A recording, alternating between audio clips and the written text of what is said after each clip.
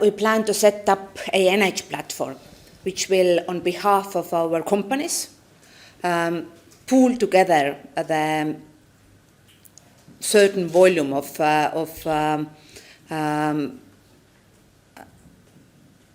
consumption.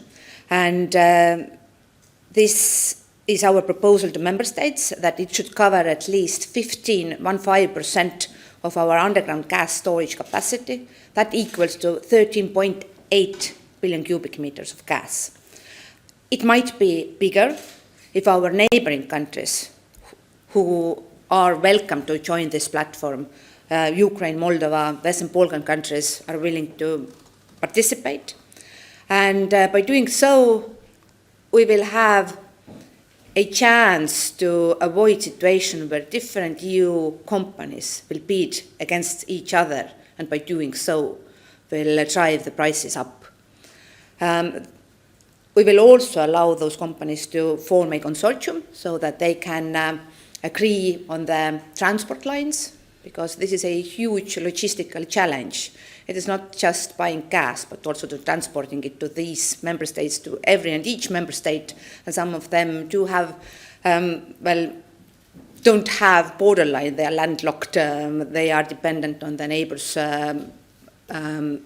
infrastructure and the free capacity of LNG terminals. So this is a operation where Commission can provide support to companies, and member states do agree that this kind of support from our side is necessary, because after this heating season, our underground gas storage is empty. It is right now more than 90% full, but we will consume this gas over the winter to heat our homes. And then we have to be ready to fill it again without Russian gas. Thank you. I have one more question about sustainability, which you mentioned earlier. How will Norway how will EU and Norway work together to achieve a sustainable energy future? Can I start, maybe? We are several issues and common interests in a lot of issues, as building out more of the renewable potential in Norway and in the EU also. We have a great working together in the NSEC and the North Sea basin, who can be really important in the future for offshore wind. We are discussing hydrogen. We are discussing carbon capture and storage, and I think these matters are really meaningful in the sustainable society. So I think in the future, maybe even Norway and EU have more to discuss together to solve the climate challenges and to get a safe and a reliable energy market in both EU and in Norway. I need to ask one follow-up question. I believe also peace is very important for sustainability. Peace is also, yes, of course. This is actually the third time since September when me and Minister Aasland are meeting. So we met in Dublin at the format of North Sea Energy Cooperation, and indeed we do hope that this is offshore wind that helps us to achieve our 2030 very high renewable targets.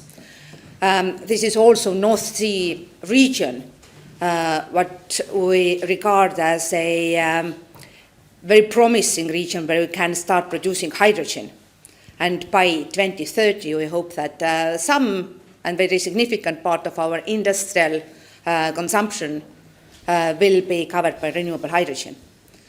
And on top of that, we are sharing the same market, and the hours and days where our electricity consumption is covered by renewables are the hours and days where our businesses and households will receive electricity with competitive prices.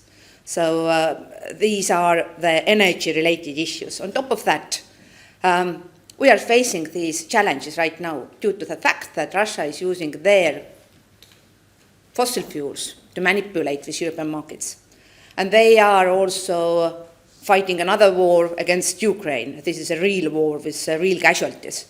And we discussed how together we can help Ukraine to repair their civil infrastructure, because in the past few weeks we have seen that Russia is using weapons to harm district heating plants, to target specific electricity transmission lines, and this is very difficult to repair them unless you have specific equipment to do so. And well, this is common task to allow those Ukrainians who are still living in Ukraine to do so, and not to face a situation that they don't have electricity access, no heat. Well, this is a challenge that is on our shoulders to help them to repair. Of course, the work that Ukrainian engineers are doing is valuable, and I truly appreciate their bravery and dedication.